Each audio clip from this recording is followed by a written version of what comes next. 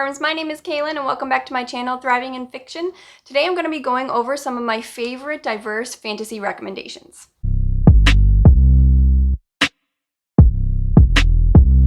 So as I've said in previous videos, I read a lot of adult fantasy novels, which if anyone is even remotely familiar with that genre, they know it has been dominated by medieval-inspired, Western culture-inspired fantasy books. So I thought it'd be a good idea if I sat down and gave you guys some of my favorite stories that either have a diverse set of characters or the world itself is inspired by different cultures within our own world. The first book I want to talk to you guys today about is Jade City by Fonda Lee. So this is an Asian-inspired fantasy gangster novel. It's set in the capital city of an island nation called Kakan, and you're following four siblings as they step into their roles in running this mob family as the previous generation steps down. So you're following the oldest brother called Lan, who is stepping into the head of the family. He's taking over, he's trying to fill the gigantic shoes that his grandfather filled.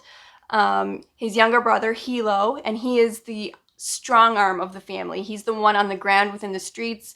He enforces the territory of their family. If another mob is trying to move into their territory, he's the one on the streets that is actually on the front lines fighting back. You're also following their younger sister, Shay.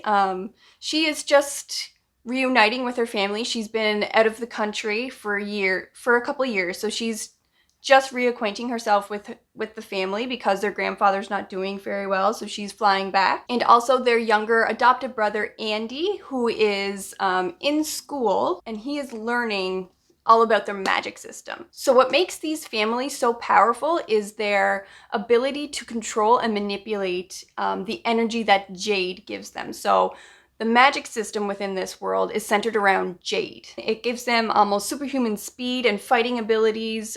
Their senses are enhanced, and the more Jade you wear, the more power you have. There is an adverse effect of this. It's almost like a drug. They become addicted to it. They seek it out.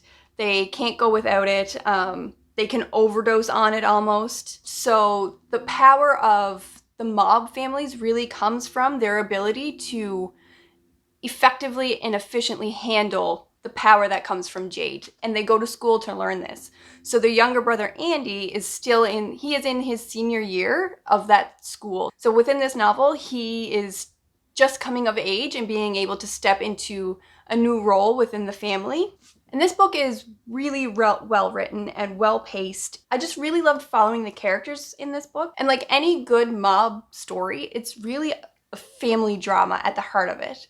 You know, as awesome as the action is, and there is a lot of action and it's so well written, I think the author has a background in martial arts, and that really comes through. The action is so well written. But what I loved about it is the family drama, the family dynamics. There was a good amount of twists and turns. You didn't really know where it was going 100%, so at least I didn't. I haven't read the second one yet. I plan on reading it a little bit closer to when the third one is released later this year. So I highly recommend it if The Godfather plus magic sounds appealing to you. And who wouldn't want that? The Godfather plus magic, plus martial arts. Read this. The next book I want to talk to you guys about is City of Brass by S.A. Chakraborty. I've actually read the full Davibad trilogy, which this is the first book to, and I really liked it. So in this book, you're following Nahri, and she is a Khan woman living on the streets of Cairo in the 18th century. And she has certain magical healing abilities that she doesn't quite understand, but she uses the abilities to get ahead in her really rough, downtrodden life in Cairo. And during one of her cons, she accidentally summons a djinn, and from there, she is swept up into the magical world that is Davibad. And from there, you're following Nahri as she's trying to learn about this new world. There are all of these political machinations going on that she doesn't quite understand. There's a lot of different factions with all of this bad blood running between them, this deep-seated history that Nahri doesn't understand, so you're just learning along with her. I think that's where this book really shines. The world building, the culture, it was all different than what I'm used to, but it was so well explained that I was never confused or lost. And what I really loved about being in Nahri's perspective is that because she is so new to this world, she doesn't have any ties to any particular group, so she's almost free to see it in a way that nobody around her does. She's kind of removed from it, but she also forms attachments to people on every side, on every angle. So you see her try to reconcile all of these different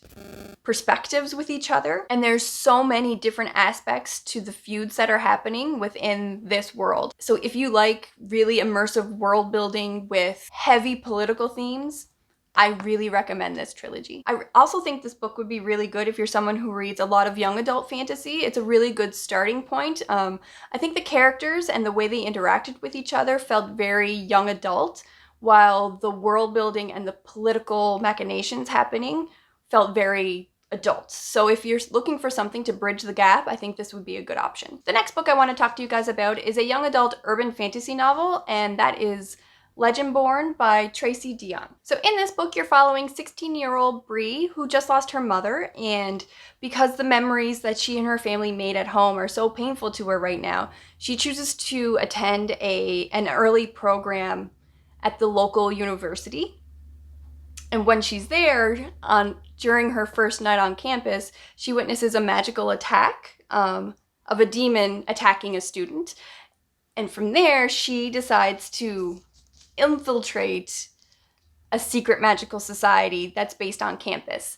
And that society are descendants of King Arthur's Round Table. And they are responsible for fighting these creatures that are attacking the students on campus. But more than anything, this is a book about grief. Bree's grief for her mother touches every single aspect of her life. And you can tell that the author drew on her own grief, losing her own mother. Other strong themes in this book is the history of slavery, the effects that still has on society today. There's a couple different magic systems in this world, and I almost wish we knew more about the second one. Like, as interesting as the first one is, the second one that's not really talked about as much, I'm infinitely more interested in that one, so I'm really hoping that in future books the author decides to delve into that a little bit deeper. But yeah, I highly recommend this young adult novel if any of that sounds interesting. At the same time, this is a young adult novel, so there is a lot of young adult tropes that this book falls into, and one of them being a love triangle, so if that doesn't sound appealing,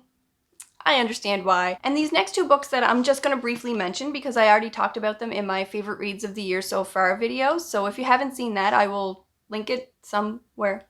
And the first book is The Ninth Reign by Jen Williams. Like I said in that video, this is a strangely unique genre-bending fantasy book. There is traditional fantasy, paranormal, steampunk elements, all woven together in one neat little package that is awesome and lovely. But one of the main characters in this book is Vintage, and she is a middle-aged black lesbian who kicks ass, takes no names, and is lovely. So if you're looking for a kick-ass, middle-aged black lesbian, highly recommend. And the second book that I just briefly want to shout out is Ray Bear by Jordan Efueko. And this is an African-inspired young adult fantasy novel. And this is a young adult novel full of themes of found family, and the main protagonist is just so selfless and just wants to form any kind of connection she can because she was denied it in her childhood, and I highly recommend this as well. And the last book I want to talk to you guys about is actually a graphic novel, and it's Monstrous by Marjorie Liu. If you haven't been able to tell, I like very unique settings. Like, the weirder the better. And this might be the weirdest. So this is an Asian-inspired story set in an alternate, strange steampunk world. So in this graphic novel, you're following Micah Halfwolf, and she is a survivor of this big war that happened between humans and a race called the Arcanics. And she is a member of the oppressed Arcanics. And you're following her as she's trying to piece together the missing elements of her history, while she's also trying to take revenge for the oppression that she has faced. So it's a very unique world, a very unique setting, and on top of all of that, the art is beautiful. Like, look at that. So if you're looking for something a little different, I highly recommend this one as well. Alright guys, so those have been my favorite diverse fantasy recommendations. Let me know if you've read any of these, if you like them, if you hate them, drop a comment down below. Like and subscribe if you haven't already, and I'll see you in my next one, guys. Bye.